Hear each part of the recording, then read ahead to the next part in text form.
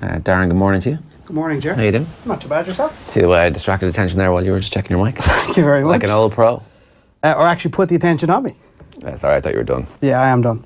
You can hear me though, that's a start. We can, yeah. That's a good start. Yeah, we're doing well. The people in Radio Land can hear me. We'll get into it. Tottenham have the advantage after the first leg of the League Cup semi-final. Spurs grabbed a 1-0 win over Chelsea at Wembley last night. Harry Kane's first half penalty secured victory for Mauricio Pochettino's side. The call was contentious. The penalty was awarded by the VAR official Chris Kavanagh. The spot kick was given when the Spurs striker was taken down by the Chelsea goalkeeper, but there were shouts for an offside. The referee Michael Oliver checked the decision with VAR to determine whether Kane had been onside when he received the ball. We can have a look at that angle there. Straight lines across. So that's what the official saw. That's what the official ruled on. But the VAR replays appear to show Kane being level with Cesar Azpilicueta. Chelsea produced footage of their own. I'm going to show you that as well. From their own in-house video analysis, which appeared to show Kane was in an offside position. I mean, it does look like he's offside there, right?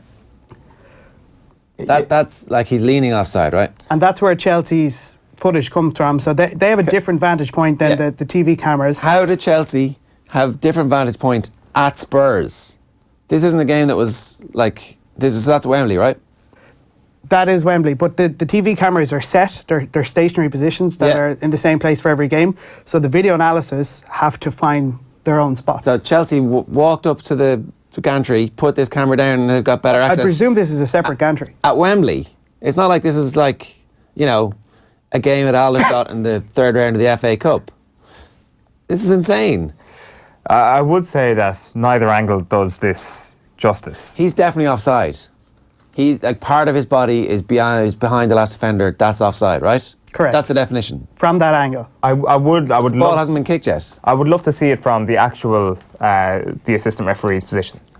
I would love to just have that angle, because I'm with you. As soon as I saw that, I thought, well, Harry Kane is offside. You can see it from the assistant referee. Exactly. He's there in the bottom right-hand corner. And the thing is, the assistant referee can't see the Chelsea defender because Harry Kane's in his way, which he's definitely offside. I mean, the point about this is that they don't have enough cameras, right? But that's what I mean. A camera over the head of the assistant referee is what I mean. We're clearly to the left of the assistant referee. We're not seeing the actual line.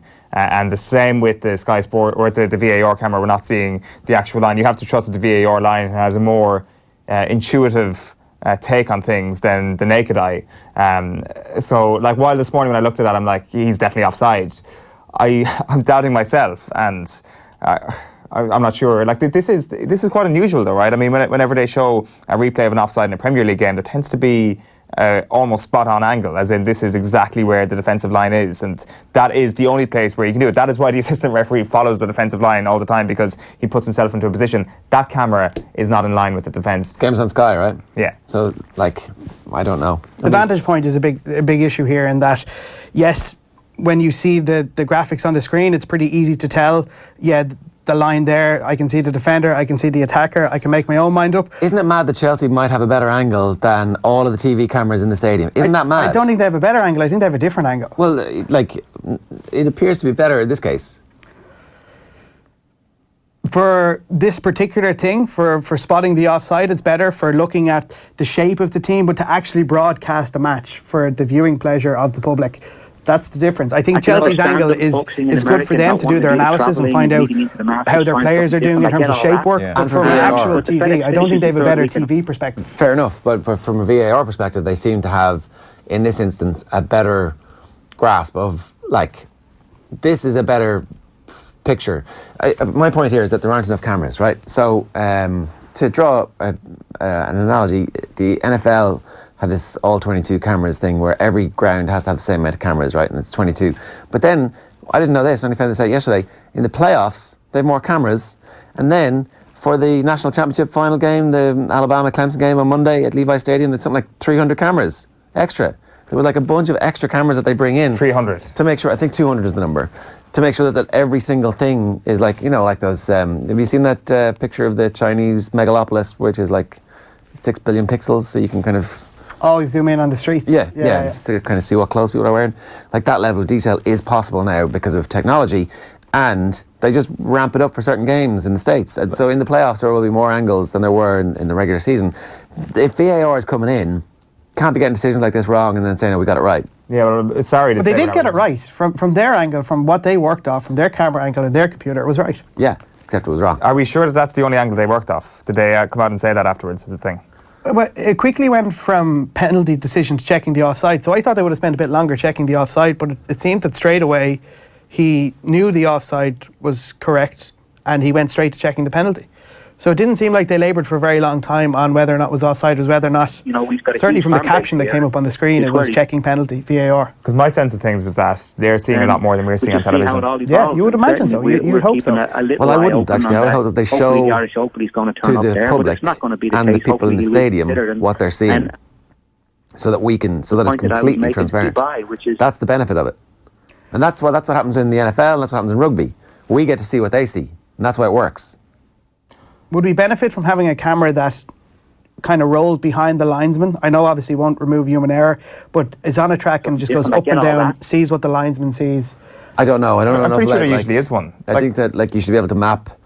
You should literally be able to map every square centimetre of the pitch and know pixelated ball here, man here, Like other the goal man there. decision system, and knows straight away whether the ball is crossed Exactly. the line or Yeah. not. Yeah. Exactly. But like, I'm pretty sure they usually have that at matches. This is one of the more unusual ones that there just isn't one behind the linesman. And like you say that we do get the vantage point of the assistant referee here. I disagree. I would love to just be whatever it is, 10, 15 feet to the right here, and actually see is the head of Harry Kane and the shoulder of Harry Kane beyond Cesar Azpilicueta. So you think because that- I'm not 80% sure you're right. You think that Cesar Azpilicueta is far away?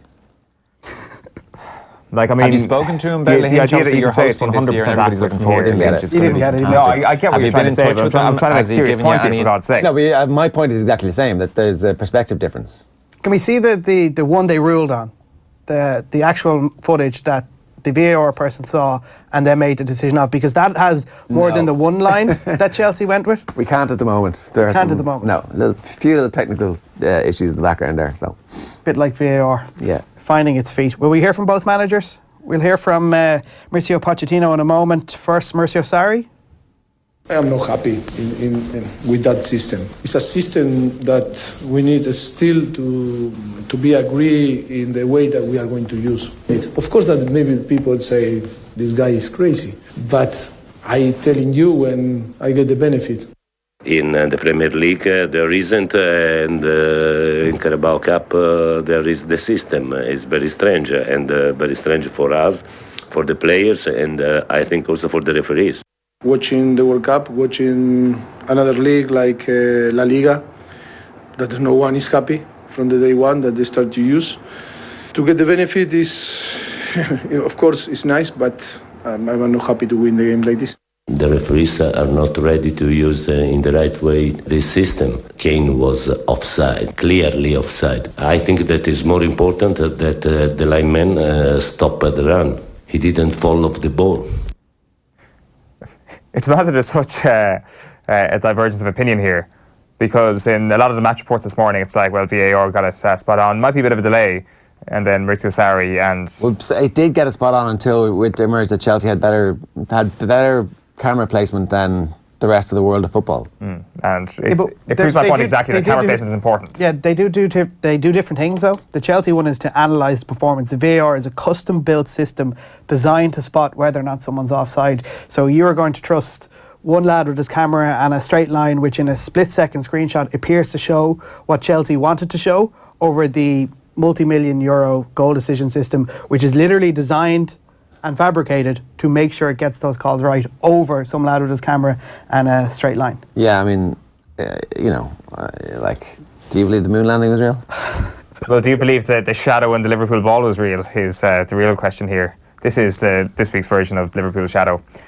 Conspiracy theories in football are just reigning supreme at the moment. That ball looked over the line. The Liverpool ball did look over the line. It did, but it wasn't. I mean, And the shadow was, like, if I you're, don't really trust that technology just yet. It's pretty new. you know, right, so you're a proper conspiracy theorist when it comes to goal line technology. Just no, I just don't think that it has. I don't think they've spent enough money. I think they've only used a small number of companies. There hasn't been a proper competitive process where it's like, oh yeah, you guys are going to do this for us now. Off you go. Like, I'd like to see another player in the marketplace proving that there's a slightly better way, and I'd like them to do different things. Like, whatever that is it. I'm mistaking my laws now. Is Godwin's law the one where everybody talks about Hitler on the internet, or is that the one that the speed of computing doubles every year? One of those two. Whatever that speed of computing thing is, it definitely hasn't happened in Hawkeye and VAR. It's still the same crappy graphics when Hawkeye was introduced to Wimbledon 10 years ago. I wonder if there is an element of, okay, so say with Wimbledon, it's very clear, ball touches line, ball is in. Is the whole, all of the ball crossing, all of the line, or I don't want to say it's grey area, because we know if a scoring part of the player is beyond the line, then you're offside. But there is an element of grey about that as well, that do you go full NFL style on it, and it's like the ball has touched some of the plane when it comes to the touchdown area, that kind of removes a little bit of the guesswork? Well, or like... I know on Sunday night you had an absolute disaster. Is the ball largely over the line or not? Like even them with their billions of dollars of investment haven't been able to clean that up, and are actually in probably a worse place when it comes to grey areas. But then again, it is a more complicated sport. Maybe there is kind of a rewriting of the laws in terms of ball being fully over the line or men being in offside positions that could help clarify this. Like, does all of Harry Kane have to be beyond all of Cesar Azpilicueta? No, and the scoring part I think is fair enough, because like that's clear. His head and shoulders and his arm, like he's going to seem score to be any of these offside. things. Or like, I mean, why? Because we can't see the actual line. We're coming at it from a different vantage point. That's the crucial point.